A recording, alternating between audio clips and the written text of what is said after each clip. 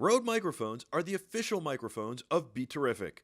Find out more at rodemic.com.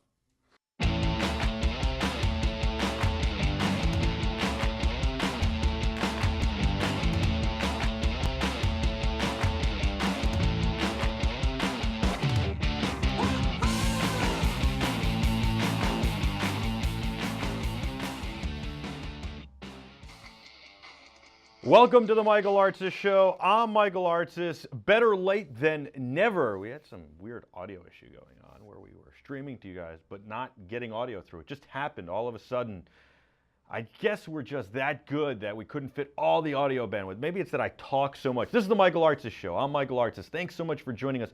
Plenty of ways to reach us. The first way, at BeTerrificTV on Twitter and Instagram. You can email us, connect@beterrific.com. My favorite way, join our Slack chat and join the conversation, not only in real time, but 24 hours a day.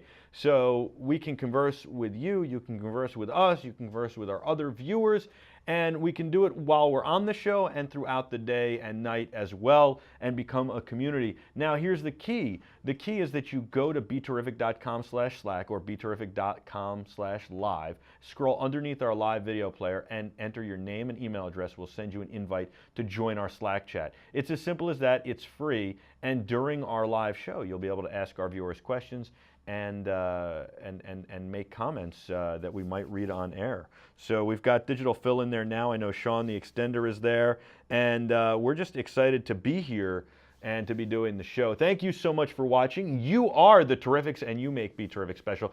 Yesterday, we showed you some interviews from the Greenwich Concours d'Elegance 2015. The Greenwich Concours d'Elegance is an amazing show. It's an auto show. It's a car show that also has a car auction and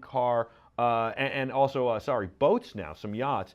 It was started by a really, really nice guy, and he still runs it to this day, and it's grown wildly. It's become so big now, it's unbelievable. I remember when it started and going throughout the years. It really is tremendous. It's one of my favorite car shows, especially because a lot of the guys are local, and they drive their cars there, even if they're garage or trailer queens. Now, you know we're starting a show called Garage Queens in the fall, which is going to be super awesome. We get to take these cars that rarely get driven, that you never see on the road, and we get to drive them, get their story, and give you the visceral sights and sounds. And that's kind of what we did at the Concours d'Elegance. Now, we hope that next year we'll be broadcasting live from there. We believe we will. It's an awesome, awesome venue. They're great people who run the organization. Maria, I got to thank her. She was just phenomenal, instrumental in setting us up there and bringing us there, and hopefully next year we'll work with her to be live from there with our multicam live setup. It didn't happen this year, and hopefully next year we'll be able to be there for 2 days. This year, our schedule didn't permit that, and so Adam and I only went up on Saturday, which was American Car Day, but had a lot of exotics as well. And so today we're going to show you some of the exotics. One of the exotics is just tremendous. It's one of the most exotic cars you could ever see. It's got an amazing racing heritage and pedigree, and it came in first at Daytona, at the 24 Hours of Daytona, and it's owned by a guy named Jim Glickenhaus, who was nice enough to lend the car to Microsoft for them to create Forza, or to use it in Forza, the video game. The car is the Ferrari 330 P3 P4, and this is the Greenwich Concours d'Elegance 2015. What an amazing show, what an amazing experience, and just amazing people. I am so happy that we were able to participate, and I got to thank them again. What an amazing show. Check it out. I mean, you'll see just from seeing this interview. Hey, I'm Michael Artsis here at the Greenwich Concours d'Elegance in Greenwich, Connecticut. It's an amazing car show, and you're watching Be Terrific. You guys make Be Terrific special. Thanks so much for watching. I'm with Jim Glickenhaus. You've got some very special cars, but this one is very special. Ferrari P34. Talk about this car and bringing it out here. I mean, just for the audience to be able to see this in person, it's pretty special. This is one of the most beautiful and successful Ferrari race cars that was ever built. It began its life as a P3. It had a hard life. It flipped several times. It crashed several times. Ferrari rebuilt it, and they used it as the mule for the first P4. So that's why it's a P3 P4. It has a P3 chassis with a P4 engine stuffed into it, and the first outing as a P34 was in early 1967 when Lorenzo Bandini and Chris Amon drove it to first overall at the 24 Hours of Daytona. So this is a very important, spectacular car. I'm lucky to have found it and to restored it and put it back together and to bring it to show so people can see it. What's it like to drive? It's amazing. It's a bit of a time machine. I mean, when you think of the drivers who have sat in this car, Lorenzo Bandini, Nino Vaccarella, just incredible guys who have driven it, and that you're sitting in the same car and driving it, it really brings you back to the 60s. Did you have to learn how to drive right hand, or did you, because it's a right hand drive? Well, race cars are right-hand drive because race tracks run clockwise, so there are more right turns, so it's easier to see the apex from the right seat as you're driving. It's funny. You'd think it'd be a little more difficult. You have to keep your eyes open, but this is a Spider, so you have a lot of visibility, and you just be very careful as you do it. What's it like driving on the road, especially around here?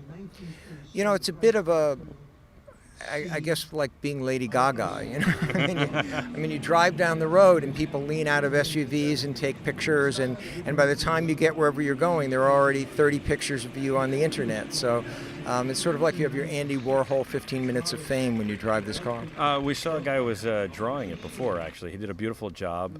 I don't know if you've seen what he accomplished, but it was really beautiful, Paul.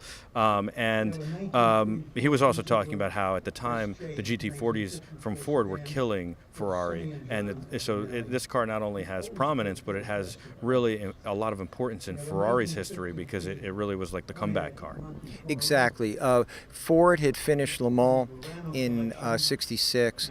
They finished 1, 2, 3 in a formation, and that really annoyed Ferrari. So at Daytona, the Ferraris finished 1, 2, 3. This car finished first. Two other P cars finished second and third, and they finished in a formation. So the most famous shot, probably the shot that was on Enzo Ferrari's wall in his office when he died, was of this car and her sisters crossing the line at Daytona and winning the 24 Hours. How did you find it, and what condition was it in when you found it? Well, here's the truth of competition cars. To the people that make them, they're simply tools, and once the season's over, they're garbage. And this particular car at Le Mans got a flat tire. Chris Amon tried to drive it back to the track, back to the pits. The wheel caught on fire. It was magnesium. The car burned, and they could not repair it in time for the last race of the '67 season, so they scrapped it. They threw it in the garbage. And there was an expat named Tom Mead, who was living in Modena, who was collecting Ferrari junk and turning it into hot rods and one-off creations. And he bought from Enzo Ferrari the original chassis and some components, and later another English racer bought some components, and I bought at the time what I thought was a replica. I didn't think it was the real car. And then by doing some forensic investigation and noticing that there was only one car that began as a P3 and wound up as a P4, and that's this chassis. And you can still see that this is a P3 chassis with the vestigial P3 engine mounts and the P4 engine fit. And also the physicality of it is this: a P3 engine is 12 millimeters shorter than a P4 engine. So when you put in the P4 engine, the P4 is shorter than the P3, so the wheelbase of the car changed, and you can see where they changed the wheelbase. So that's how we learned what it was. And how long did it take you to restore?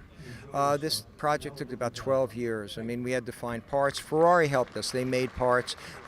They eventually began to agree with me that this was an important thing to do.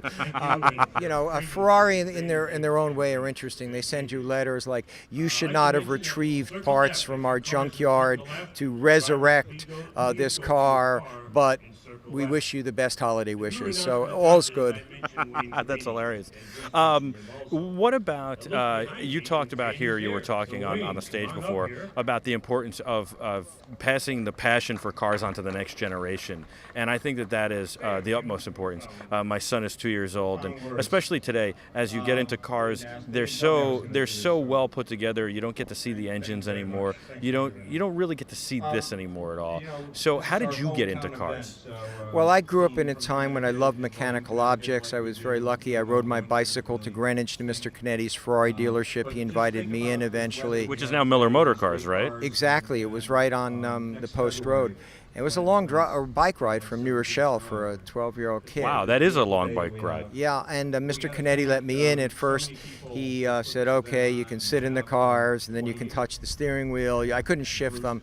And on one rainy day, he said, you don't have a jacket. And I said, oh, it's okay. And he said, no. And he took a Ferrari Nart team jacket and gave it to me. I still have it. And wow. So that was my love of it. But, you know, you're talking about a very interesting thing. I think in the world, there are people who think that cars are going to become apps on iPhones. So you'll sit in the back of a self-driving car, texting, being on the internet. It'll drop you off at wherever you want to go. You'll push a button. It'll go to a charging station. When you want it, you say, come and pick me up, Siri, in 15 minutes. The car will pick you up. And cars will be a lot different. You know, we now are a Scuderia. My wife and I, we have a race car that we design, engineer, build from the ground up, a beautiful carbon fiber car. It was on the cover of Road and Track last month. And I just saw a video and pictures of it. Your mechanic showed it to me. It's unbelievable. Yeah, and if you go on Facebook to Scuderia Cameron Glickenhaus, you'll find our web page. When we race, we have 1 million people on that page. But the thing is this.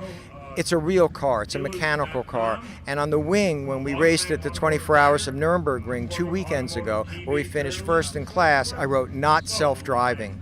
And then when we were done racing, we took the car back to the factory and we converted it to a road legal status. And I drove it from Turin to the Villa des Concours last Sunday and entered it as a prototype in the Concours d'Elegance. So this is the kind of things we're doing. And actually on our Facebook page, we're going to post tomorrow a time lapse of converting the car from the race car to the road car and then driving to Villa d'Este. I love that. I think this is great, and I agree with what you're saying. Look, I think that self-driving cars are wonderful for certain purposes. If we can go to New York City and do business and let the car drive for us so we can be productive and work and do whatever things we need to do and maybe spend time with our family, and maybe it'll allow us to spend more time with our families. When we get home, we won't be working as we're 24 hours now with the phone and the computer and the whole deal. So I do see that there's potential and good reason to have a car that can do that, but I never ever want to give up completely the ability to drive or taking a car like this out on the road. I think that has its place, but this, I hope, never goes away. And the passion for it, passion that you have, that I have, that car enthusiasts have, I hope, never goes away. So this is really, really awesome, and I love what you're doing. Thank you for sharing your story with us, and I really appreciate it, and I look forward to doing more with you in the future. Tell me about how the car's set up horsepower-wise and stuff like that. I know all the viewers are always curious about that stuff, too. Yeah, this was a very lightweight car. It weighed under 2,000 pounds, about 1,850 pounds. It has 450 horsepower. Wow. So it's very light and nimble. In the day, the Fords had more horsepower and more torque, but they were a little heavier. And at Le Mans, that enabled them to go like 223 so they could win Le Mans. But on the twisty sports car tracks like Daytona, this thing ate their lunch, and that's what it did. Handled better, and certainly a big V12 back there to put out 450 back then. Thank you so much, Jim. I'm Michael Artsis, and you're watching Be Terrific. Keep it locked here for all your continuing coverage of the Greenwich Concours d'Elegance. Thanks so much for joining us. Don't go anywhere. Thank you. Welcome back. I'm Michael Artsis. This is the Michael Artsis Show. So that was the Ferrari 330 P3 P4. Jim was an amazing guy. He was super cool, and he was like, hey, you got to come with us to Nuremberg and do the Nuremberg ring and all this stuff.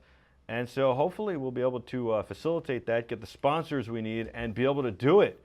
We'll see if we can put that together. It would be amazing. All right, we're going to take a quick break, and when we come back, we're going to talk a lot more about that Ferrari and another Ferrari that I'm very excited about, as well as a whole lot more. And maybe we'll just replay one interview from yesterday, my favorite, and what seems like many of yours as well, just to give it one more spin.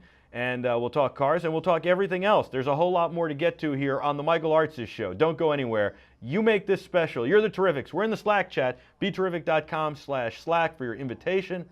So talk to us there. We'll be back right after this. Don't go anywhere.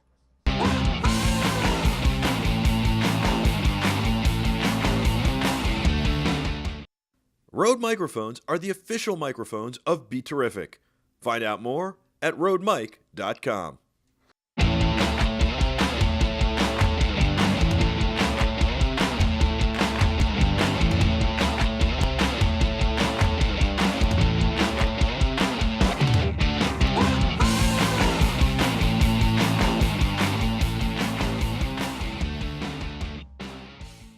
welcome back to the Michael Artsis Show. I'm Michael Artsis. Tomorrow's guest, by the way, is Knock. We have them doing another live performance. They've got a new song. We're going to hear that. That's exciting. That is the band Knock. They're amazing. NOHC. You got to check them out on iTunes, as well as I think they're on SoundCloud. They're definitely on Facebook, facebook.com/Knock, NOHC. All right, in the meantime, we're going to head back out to the Greenwich Concours d'Elegance 2015 in Greenwich, Connecticut. Adam and I hit it up on Saturday. We definitely want to broadcast live from there next year. It was an amazing show. We couldn't even get half the show, half of the one day in. It was just unbelievable. That's how big it has gotten. There were all sorts of cars. Maybe we'll show you some pictures again later of some of the things we didn't get. And in the meantime, we hooked up with Paul Chenard. And Paul is the self-proclaimed most published auto artist. His work is certainly beautiful. He did a picture, he drew a picture of that P3, P4 Ferrari in 2 hours while he was sitting there talking to people too. I think he said 4 hours really for that picture, but it really should have taken him 2. The 4 hours still flew by. And the guy's pretty remarkable. Check this out. I'm Michael Artsis for Be Terrific at the Greenwich Concours d'Elegance in Greenwich, Connecticut. It's pretty amazing here. We've run into Paul Chenard, who is an artist, a car artist, and you say you're the most published car artist. Well, I think I'm the most published alive. I'm in about 8 to 10 publications a year. How did you get into car art? Well, actually, I collect vintage racing toys, and I started collecting posters and everything, ephemera and art. And I found one thing, I couldn't afford other people's art, but in my study of racing history, I found that a lot of artists weren't actually sketching what I was reading about. So I said, well, I can't afford their art and they're not doing the right subject anyway. So I started doing my own art, and then people... Were you an artist before that, or you just taught yourself to draw from there? Well, actually, I taught myself how to draw when I was a kid, and I sketched till I was 16, and then I discovered woman. And then I stopped sketching for 32 years. So I started up again, and people started ordering my art. So I'm a trained graphic designer, but I walked away from that to do my art full time. How's it been going? It's not been going great, but lately I've been hired by like the Greenwich Concours d'Elegance hired me to be their roving artist, and together we raised $5,750 for the USO. So it was nice to be That's paid. very nice. It was nice to be. I want to be part of an event like this, but in a fundraising capacity. I mean, I need to be paid because I'm not a charity yet, but I think there's a huge potential. I mean, that's $5,750 they wouldn't have raised if I wasn't there, right? So yeah. there's huge that's potential great. in that, right? So talk about what inspires you. Well, I mean, there's some really great stories, and the more you read about racing history, it's stories about people, and I've got my batch of heroes, like my American heroes, Phil Hill, amazing guy. He really made a mark with Ferrari, and so I start reading about guys like that, and you go, it's hard not to. That's my inspiration, right? These heroes of the past. What cars are your favorite to draw, or like what is your favorite that you've drawn? Well, actually, the one behind me is pretty high on the. It's a 330 P3/4. Jim Glickenhaus owns this car. It's sex on wheels. I mean, it's. And you drew it. It's right here. You drew this here today? Yeah, I drew this here today. That's really impressive. Yeah, thank you. It was kind of. I mean, this is my dream car. It's the first time I've seen it in person. I made a beeline here. I knew it was going to be here, and so that's what I've been sketching. So talk about the racing history. Well, and how it plays into this drawing. Well, this car, it's one of the cars that I think was at Daytona in 1967 when they took first, second, third place in Daytona, and it was kind of the top of its game for Ferrari. I mean, that's when the GT40s were overwhelming Ferrari quite a bit, but they had that little race there. But the GT40s, the American car, have you drawn those? Oh, I've drawn those too. So how does the racing history play into this drawing? Well, it's more. I like more the.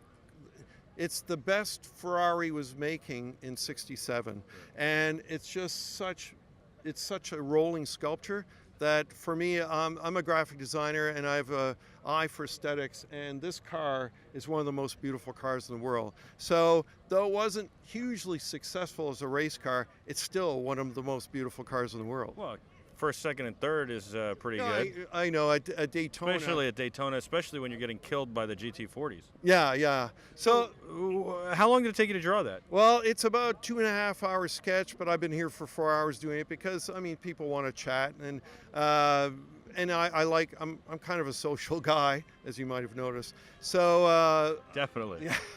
So it took 4 hours, but it was fun. Unfortunately, fortunately it's gorgeous out. Unfortunately, I'm under the sun, so I'm like it's a little difficult to do this. And then for what do you 4 do hours. now? Can somebody buy this? How would they buy it? Yeah, someone would buy it. But what I usually do is I bring it back home with me to Canada, and I have a professional flatbed scanner. I scan it, so whoever buys my art, I provide a digital file that they can output 6 feet tall, 6 feet tall, 10 feet wide, if they choose to. And so how much would that cost somebody? Well, this is this $550 for this. Okay, and do you? I mean, it's in a spiral book. So how does it? What happens I next? trim it out, and I'll scan it, and I'll put it in an archival envelope. It'll be all, and this is watercolor paper. Everything I use is archival, so it's going to be safe. But I mean, you like this so much, and I think it's so beautiful. Do you ever feel sad that you're going to sell that and not really ever see it again, other than the fact that you have a scan? If I was independently wealthy, I would probably keep every bit of art that I do. But I mean, this one, because this is such a special car, you made a beeline for. Are you going to keep that, or you're selling it? Unfortunately, I have to sell it because You I have to. Yeah, I've dug about a $1,500 financial hole to be here.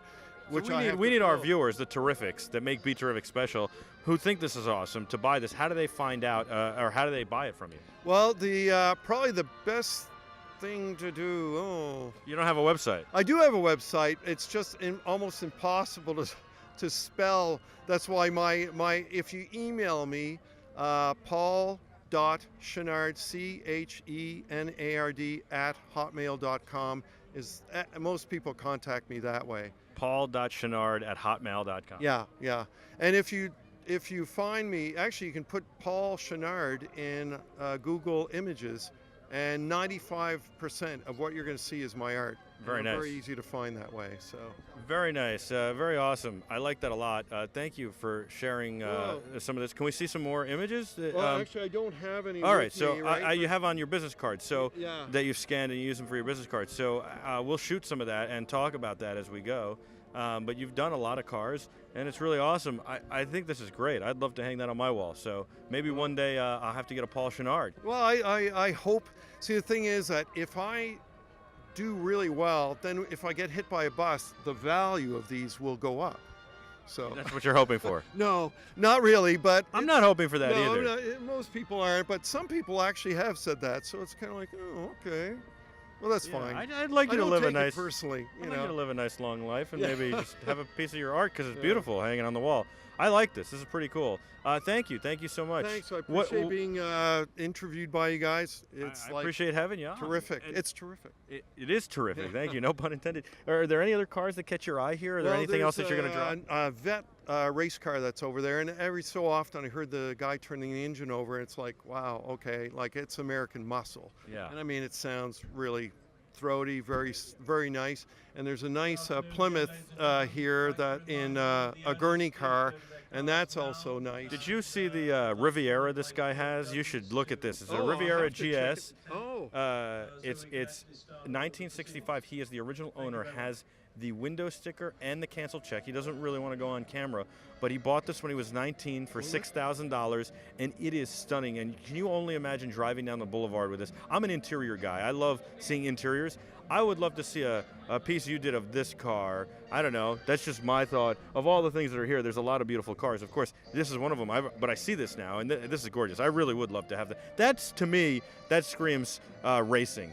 and Well, it's and just- like and classic racing. And Yeah. so I think And of my Italian son. sculpture. Yeah. It's Italian sculpture. And I think of my son Jack, and that just catches my eye, and I'd want to put that in his room or in my office. Either way, it works. Well, you can buy the digital file and do a wallpaper. There you go. So you sell the digital files not only to the. I provide the digital file. I do limited editions. If someone wants a limited edition of this, it's no problem. I provide the limited edition. But the owner of the art, Gets the I digital also provide a So digital how much file. do you sell the digital file for? No, I include it with the price. No, but like I mean, if I wanted to just buy the digital file. limited edition print, like 11 by 14, is $130 American. Very nice. So, Very nice. And it's archival. My editions are only of 50.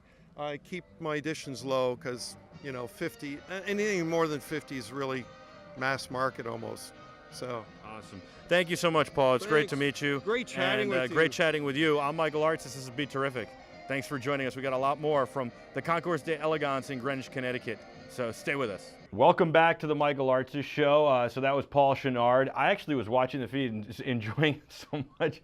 I thought it was still playing in my headphones. I thought you came back too early, Adam. I don't know. I'm out of it today. I'm talking to everybody in the chat room. Before we get any further, and I want to talk about Paul Chenard, but check out this logo that I think Paul Dixon made, or Paul Dixon and Digital Phil. And look at that, we're bringing two nemesises together, if that's true. Look at that. That is the Terrifics. That's you. That's the logo. I think it looks great. I'm really excited about it. Is that the final logo, guys, or is that a work in progress? Either way, I'm very happy about it. It kind of looks super cool. It kind of almost looks like buildings in New York City if you look at it quickly, and then it's the Terrifics logo. So I like that it's kind of like a skyline. I like the two colors. You guys are awesome. You are the Terrifics, and you make Be Terrific special. You give us feedback. I was talking to Digital Phil and CJ in the Slack chat as that interview was rolling, and you guys like cars, apparently. You really, really love the car stuff, and I do too. So I'm glad about that. We'll be bringing you more car stuff. That's awesome. That's what that means. I know that all you guys do. Our highest retention times ever were from the New York Auto Show, an hour and 50 minutes on average each. That is unbelievable. You have to realize the average person watches an online video for 2 minutes. The average YouTuber watches for 1:30. Our average is about 12 minutes. At CES, we did 19 minutes. At Toy Fair we did 19 minutes. At CES, we did 16 minutes. And in those 12 minutes, we don't even count the hour and 50 minutes from New York Auto Show because it would skew it so badly and so wildly. So it's something we're very proud of. We're very proud that you guys watch so long and so much and are so dedicated. And we appreciate it and we love you because together we're going to grow this and we're going to show the world that there is a place for positive content and that that's what people want. And so part of it is doing tech, auto, sports, gaming, entertainment, and business.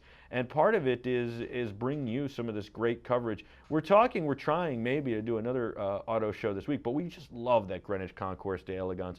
Paul Chenard, what an amazing artist, right? And I wish I had, if I wasn't starting Be Terrific, maybe I'd have a couple of shekels to throw this guy. But this is a startup. We're all close to the vest here. Adam and I are working our tails off, as is the rest of the team.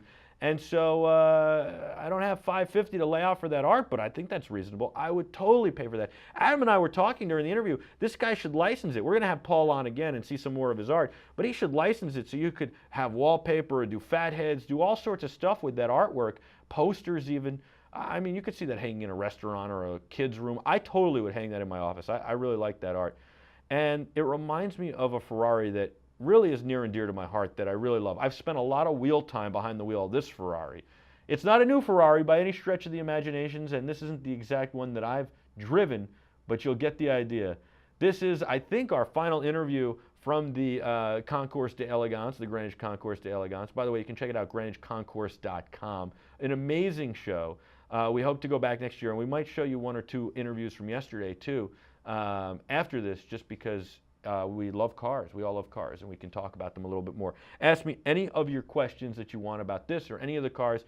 I know a lot of them well, and I've driven a lot of them, but this one I've driven a lot, and it's near and dear to my heart. Check it out, 1972 Ferrari Dino. The one I drove, 74, chairs and flares, and it had the Daytona seats, which was the chairs and flares, and it was a Targa. Silver with red interior. This one is red with black interior. Awesome. Check it out. No chairs, no flares. All right, we're at the Greenwich Concours d'Elegance 2015 in Greenwich, Connecticut. I'm Michael Artsis, and we're here with Michael from Automotive Restorations, Inc. You've got a beautiful car. I love this car. It's near and dear to my heart. This is a red 72, am I correct? That's correct. Ferrari Dino. There's a lot of controversy always with this car. I find it so weird. A lot of Ferrari enthusiasts say, not a real Ferrari. I completely say that's not true. I say all the way around it's a complete Ferrari. The real knock is that it was designed by Alfred Dino, Enzo's son, and that it had a V6 as opposed to a V8 or higher. But this car was fast, it was stylish, it was beautiful, it was Ferrari through and through. My favorite part of the entire car is that glass window in the back that is curved. Right. This is a Targa, unbelievable. It is correct, and it's probably, the one thing you left out is probably one of the more dependable Ferraris ever produced. Right. Well, especially back then. Now they're dependable, or more dependable. Right. The modern day cars are fairly dependable, but in this era of, let's say, 60s and 70s, most of the V12s were very, very high maintenance cars, with the exception of maybe the Maranello, which is a very economical car to run, as well as this. But this is comfortable. It's light. It's not too big. And it offers everything that a Ferrari should offer. And it's fun to drive. It is absolutely fun to drive. And you guys have restored it. We have not totally restored it, but we did a major engine overhaul on it. There were a few issues in terms of rot, which are very familiar with this particular car because of water drainage into certain areas. But they were repaired correctly with lead as opposed to Bondo, and then parts of the car were repainted. But we just do such a beautiful job. You can't tell what was repainted and not. The interior is original. It's original. Wow, it's beautiful. I actually thought it had been redone. It's so beautiful. No, it's all original, and so the car is a very well sorted, really great car. What do you think? I told you what I think makes this car special. It's just gorgeous. It's fun to drive. It certainly screams to me Ferrari. Everything about it. To me, it's one of the few Ferraris from that era that people actually stop and stare at and look at and oogle over. They know it's a Ferrari. And it's I think the Daytona was the big deal of the day, the 512 BB Boxer. But they weren't exciting to me. They don't, and today they still don't even look beautiful to me. The Daytona Coupe or the Berlinetta Boxer, all those cars of that era are not the most pleasurable cars to drive. Daytona drives like a truck until you're up to 80, 90 miles an hour, but in today's world, where do you get a chance to go 80, 90 miles an hour? This car is so flexible and so durable that it's fun to drive in traffic, it's fun to drive in an open road, it handles beautifully, it's easy to handle, where the other ones are very heavy because of the massive weight in the front. It's got everything going for it. Plus, as you say, the looks and the savoir-faire of being in a Ferrari, as opposed to some other cars. People say, "What's that?" There is nothing about this car that I don't like. I mean, I could tell you every little styling cue on this car is just phenomenal. I love all the little air vents, the air vents over the engine. The engine's a mid-engine car. It actually has a pretty big trunk for a car like this and a car of this size. The scoops on the side by the doors, both these wheels and the wheels that came, the Campanola wheels with the chairs and flares, were beautiful, beautiful wheels. I like the lights like this as opposed to having the plastic coverings on them personally. That's more personal taste. Right. I have people that come to me and say, "Oh no, I like the covered headlight look." Other people say, "No, I prefer," like you saying, you prefer it this way. As far as the vent here goes, I mean, this is actually is a classic styling piece of work, because when you look at the modern day cars today, whether it be McLaren or Lamborghini or Ferrari, this look is still very prevalent, and if anything, it's more exaggerated now. But it's almost like a timeless styling exercise. It really is. It is timeless style. It is so beautiful. The steering wheel. I love the Dino logo and the fact that it's a Ferrari. That's the other knock, right? It doesn't have the prancing horse on the wheels or on the front. It's got the Dino. You can always put it on. But I love that. There's no other Ferrari that has that, and so I think it makes it a special Ferrari. Exactly. But it is all Ferrari, and it's so cool. And this is the car his son Dino put together, and that's why it's called the Dino. Although I like it because of Dino the dinosaur too. The gated shifter is an amazing, I mean, in every Ferrari, right? Well, from what I understand, that the Dino Ferrari was also a lover of small displacement engines, and this is why this was started as a V6. whereas his father was into the big V12s, and he was totally the opposite direction. So This still did. This really came around. This still did 0 to 60 in like 7 seconds, which back in the day was unbelievable. Even today, it's plenty fast enough. I mean, you get all these modern day supercars that will go 0 to 60 in 2.5 or 3 seconds. I defy anybody to be able to go 0 to 60 in 3 seconds anywhere around here.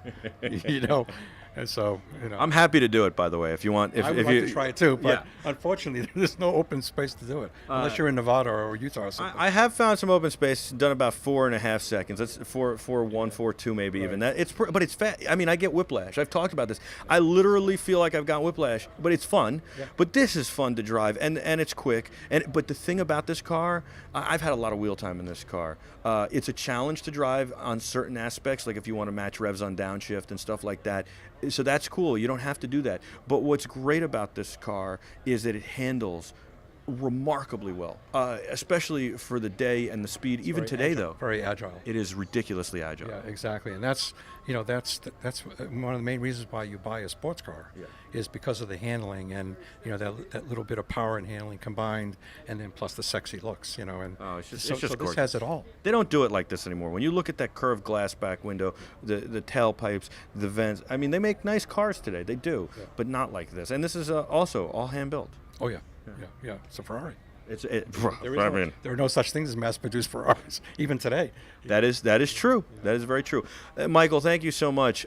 You guys do all sorts of different restoration projects. I see you've got some Shelby Cobras, some GT500s, all sorts of fun stuff. If people want to check them out, they got to come check you out. We do everything from any kind of domestic car, whether it be Mustangs, Corvettes, Cadillacs, you name it, to a huge amount of imports. We do a big Ferrari business, Jaguar, Mercedes. We've got 300 SLs in our shop right now. Wow. We've got a 410 Super America. We have. I got to come to your shop. Where's your shop? We're in Stratford, Connecticut, on Loops Drive, right off of Stratford Avenue. We got to make a day of Be Terrific and come there. Absolutely. But I mean, we're one of the few shops, if not the only shop on the East Coast, that is fully self-contained. So we have our own in-house upholstery shop. We have our own in-house engine shop. We have our own dyno. Wow. We have our own panel shop. The old English wheel. Of course. We have our own body shop, paint shop. We have 16 lifts for mechanical work. The only thing we don't do is powder coating and chrome plating because of the environmental issues. We got to come by the place. This has got to be unbelievable. It's like walking into a candy store. How did you get into this business? I've been a car freak since I was about 2 inches off the ground, and I actually spent most of my life in the apparel business, and then I retired, and I've known Kent Bain, who owns the company, for years. And he called me one day and he said, "What are you doing?" And I said, "Not a hell of a lot." And he said, "How'd you like to come work here?" And I said, "When can I start?" So I've been in now for a little over 3 years. Very nice. What's your favorite car all time? I could tell you my 3. I can only get it down to 3, and this is in the top 3. In all makes? Yeah, any car. Oh my goodness. I know it's a hard question. In terms of Ferrari, I would tell you my favorite car, Ferrari, is the 330 P34. Okay. Like Jim Glickenhaus has here. That's my favorite all-time Ferrari. Lamborghini. So it's a pretty nice car. I think the new Huracan. Yeah. That they just came. I've driven it. You like it?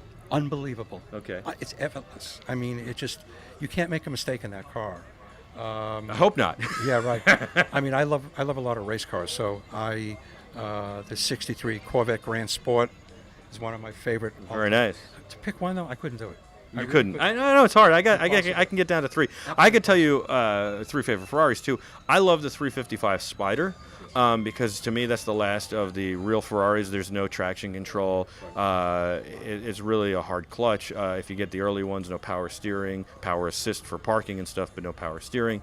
But you got some modern features, ABS disc brakes, all that stuff, and it was fast. It wasn't a 308 or a 328. The 288 GTO, the 288 GTO, which was never brought into this country officially, twin turbocharged V8, and it's like the 308 on steroids. It's a great car. A beautiful car. And then of course this. Yeah, no, you're right. But the 288 GTO done they made I think about 5 evolutionary cars that were race. They were supposed to be for rallying purposes under Class B, I believe, in the day, and then they withdrew. The FIA withdrew the class, so they made all these 5 cars, and they didn't know what to do with them. And only what they do is basically crush them. Right. You know, They sold them? They never ever sell their race cars. Yeah. They sold all 5, and I believe 3 exist today. Wow. Yeah, That's impressive. amazing I know car. Ralph Lauren had 2 of them, not necessarily that particular one, but the 288 GTOs. I don't know if he still does, but it's just a gorgeous, gorgeous car. Brutish looking car. Yeah. I mean, it's just a very masculine, in-your-face, type of car. Yeah. It's pretty cool. And very fast. Extremely fast. This is the car for me. That's this a whole is different thing from a whole this. different thing. Yes. This is. If you're going to compare is those elegance. two cars, this is more feminine, and I don't mean it Yeah. to say this it's is- frilly, but this is softer lines. It's is elegant. It's finished. It's elegant. Where the 288 GTO is more. It's a beast. It's a beast. Exactly. That's It right. absolutely is. And the 355 is kind of the cross between them. It doesn't have the twin turbochargers. It's fast. It's got the brute. It's hard to drive, but the lines are elegant and gorgeous. Yeah, I've never driven a 355, and in terms of looks, You'll want to get your leg massaged afterwards. The clutch is Right. really hard to put in. I think I would rather have this more so than the 355, personally. This is fun. it's a They're different it's world, hard. different world. I know it's hard. You can't. exactly. Why just pick just one? That's very true. But- I have a friend of mine that owns a Daytona Spider, Yeah. a real one. I mean, they're awesome. that's I a respect them. phenomenal- I kind of knocked them early on in this interview. I respect them. They're beautiful cars. They're amazing cars. But to me, they're not the prettiest of Ferraris. They don't do anything for me aesthetically. The Spider is gorgeous. The coupe, It's special. To me, it's just special. it's very special. They didn't make that, what, 125 Yeah, of it's them? ridiculous. And then everybody chops the coupes or Yeah, and well- kills coupes to try and. Oh, he is a real one. No, I know what I'm saying. Like there are people who do it to, Oh, yeah. which drives me nuts. There's a company, I think in California, Strawman or something, Yeah. that did a lot of those. Yes, absolutely. I like it to be original. Absolutely. This is gorgeous. All right, thank you, Michael. I appreciate it. Michael. Automotive Nice meeting you. Restorations, Inc. I'm Michael Artsis. We're at the Concours d'Elegance in Greenwich, Connecticut on Be Terrific. Thanks so much for joining us. Don't go anywhere. We've got a lot more coming at you. Welcome back to the Michael Artsis Show. Hopefully you like that a lot. Not liked it a lot. I hope you loved it a lot. I got to thank Maria again, and of course all the people who put together the Greenwich Concours d'Elegance 2015. What an amazing, amazing show. Adam, you have something to tell us about it when we come back from break, and we'll run one more or two more interviews. And I'm putting some old car stuff, because you guys are going nuts, in the Slack chat that we've done together. Anyway, we'll be back right after this, and then Adam has something to tell us. Believe it or not, Adam has something to tell us. So you're the Terrifics. Don't go anywhere. We'll be back right after this.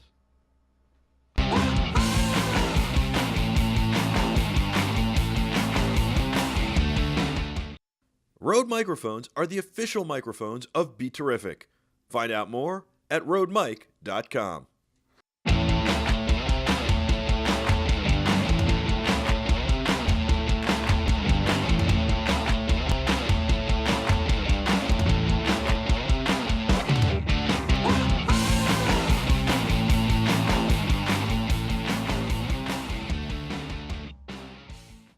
Welcome back to the Michael Artsis Show. I'm Michael Artsis. Thanks so much for watching. We've been talking about the Greenwich Concours d'Elegance, the 2015 Greenwich Concours d'Elegance in Greenwich, Connecticut, which is an amazing car show.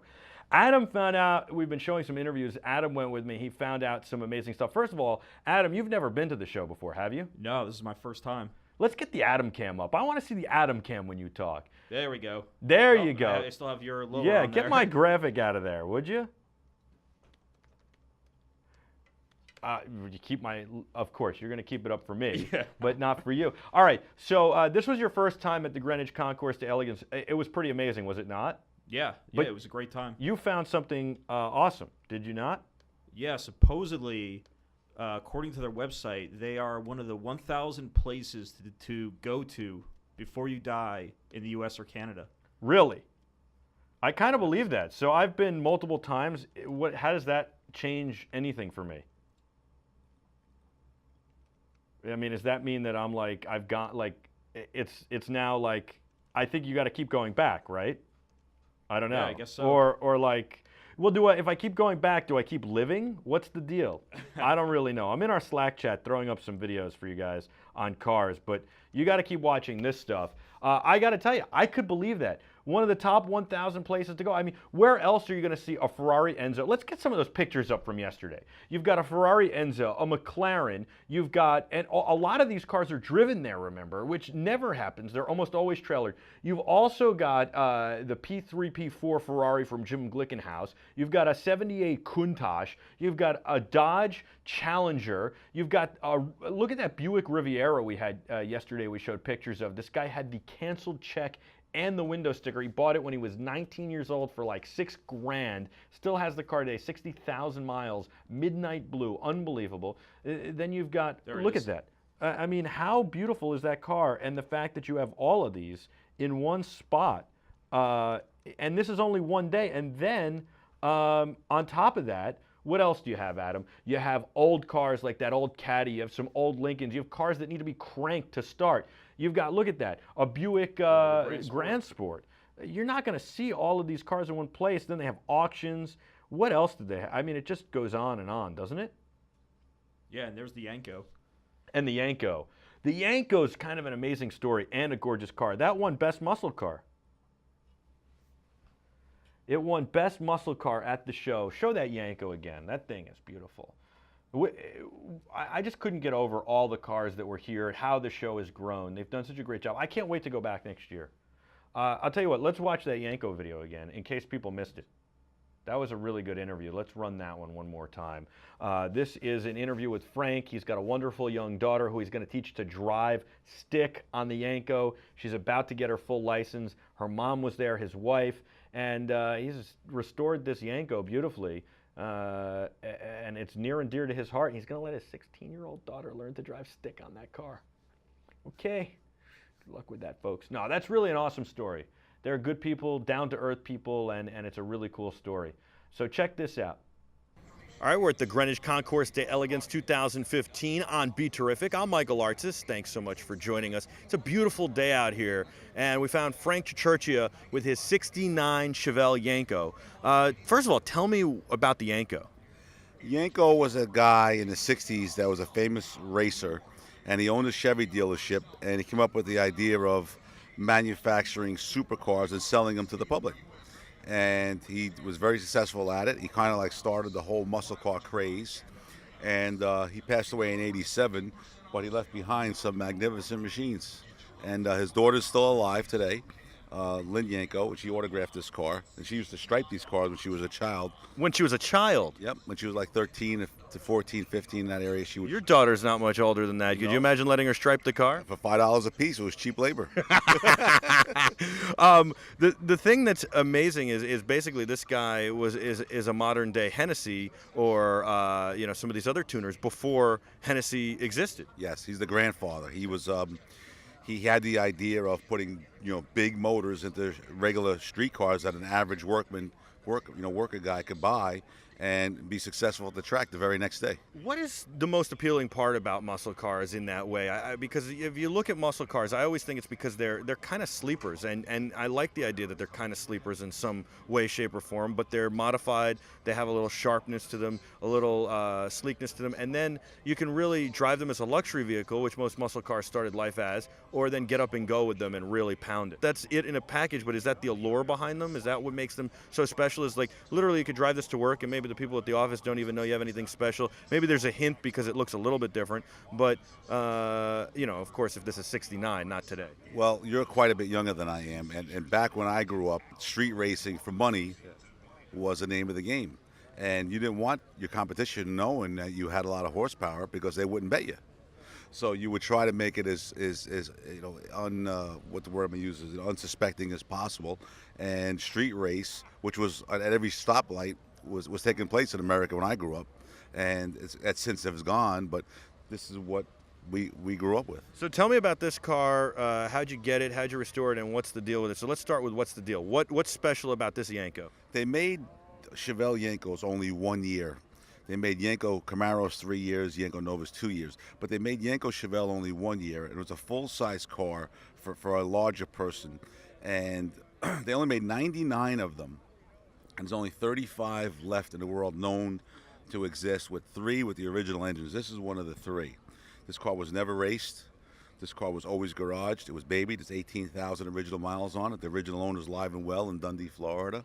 And it's got every piece of paperwork since it was new. The guy was a muscle car fanatic, and he cherished it like it should have been cherished. And this car made it through without blowing its motor, and like all the other race car guys blew it up the weekend. They were a week old and they blew the engine up. So this car made it through, which is amazing. That is remarkable. What did you do to restore it, and have you done anything, or is it completely stock? It's completely stock. I had purchased it from an auction type setting, and it hasn't been shown ever, as far as I know, till today. Really? Yeah. It's Wow. the first time it's ever been shown to the public.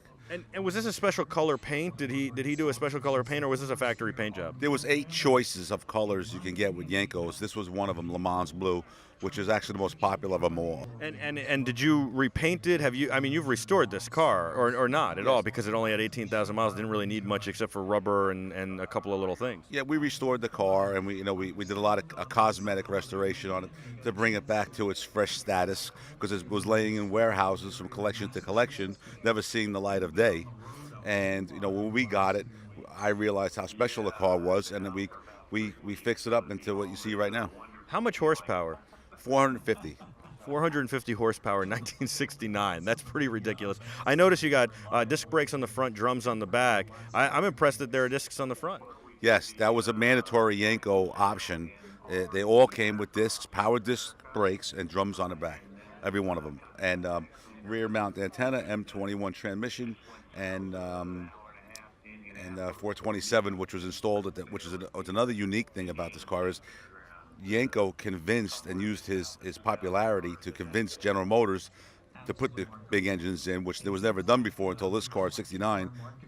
And they, so it's a factory installed 427 versus somebody putting their own version in the car, which is pretty special. So they made 301 Copo cars, and then Yenko bought 99 of them and converted them to Yenko cars. So when you whittle all the numbers down, you got very few. Wow.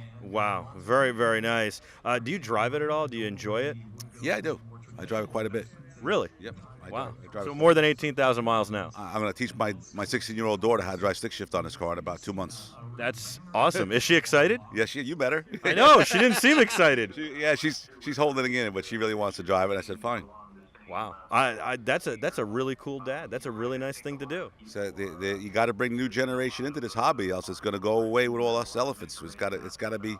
You got to keep it fresh for the kids. Have you pushed it hard at all? Have you really given it a good spin? It's a parade car now. I'm not going to lie, no, because it's the original engine, and I don't want a chance hurting it. I hear that, but I feel like you got to drive it. It's beautiful. Thank you so much, Frank. Congratulations with this, and good luck with teaching your daughter stick on that. That's going to be a little stressful, I think, especially when she stalls the first few times. Well, if we meet here next year in a couple of dents, you know where that came from. Thanks. We'll be back with a whole lot more from the Greenwich Concours de Elegance 2015. I'm Michael Artsis. Don't go anywhere. Welcome back. Pretty cool car. I love how I'm tossing to myself. We're never supposed to do that, but we set those up so that they could go up as archives on the Be Terrific YouTube page, and because we didn't want to wait to edit it and put it all together and have 10 versions, we just gave it to you. How about that? We've been doing all this testing the last few weeks, and it's really amazing, like all the browsers it's just been driving us all crazy, and our team in India too, which is amazing. I'll tell you about them in the next few days once we get past all this stuff, because you need to know about them. But it's really unbelievable because every browser is different. Every version of every browser is different. Android is such a fragmented platform.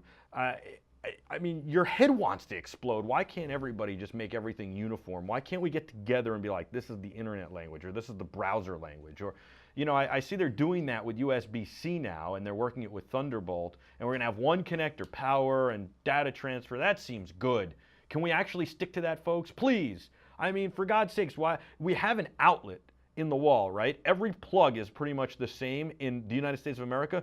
It'd be nice to have it the same worldwide, but at least in the country, let's have it the same. Can't we get the same with the power cord? Why does it matter that Apple has a different power cord, or a different USB cord, or a different Thunderbolt, or that, especially when you could buy all the cards for each computer separately? Can't we just make a standard and stick with it, and then make it better, and then make the new standard? And have it backwards compatible? Why do we have to invest all this in connectors and cables? And I know what you're going to say. There's a lot of profit in that, right? There's a lot of profit for the companies to sell you a new cable and a new cable and a new cable. That's a ridiculous answer. And by the way, when you sell us the upgraded together, there'll still be a lot of money in the cable. So let's look, we have a microphone cable. Actually, we have like 2 flavors of microphone cable, XLR and 1/4 inch, that's phono, and now maybe 1/8 inch, right? 3 flavors. But really there's one, it's XLR for professional microphones. Why can't we have this for consumer electronics? Why do I have to have a different thing for the watch and for this peripheral and for my Bluetooth and for that and my computer? And just make it a standard. It's not that hard, people, please. All right, hopefully you liked all that Greenwich Concours de Elegance 2015 coverage. That was pretty awesome, right? I liked it. I know that the viewers in the Slack chat liked it, so if you want to join our Slack chat, be able to comment in real time, keep up with our viewers and us, check in throughout the day, and also comment live on air or have your question asked, all you have to do is go to beterrific.com/Slack or beterrific.com/live. Find the sign up. It's under the live video player or the only thing on the Slack page. And write your name and your email. It's free. We'll send you an email invite via Slack, and you'll be able to join. It's that simple. The sheriff is Digital Phil. The deputy is CJ, and we've got some patrolmen in Paul Dixon and Ben Rathig. You are all, though, our fantastic terrifics. You guys are the terrifics, and you make Be Terrific special. I love that Yanko interview. Frank was such a nice guy. His family was so nice. The car is gorgeous. So many great cars there. The GTO Judge from '71 from Dave Rosenberg. He's had that since 1980. Paid $3 grand for it. That's what he told us, right, Adam? $3 grand for that car. And he drove it as an everyday driver for a while. He's got a Z28. There are a lot of stories we can go back to these guys and tell as Garage Queens episodes, which I'm looking forward to, as most of them had multiple cars.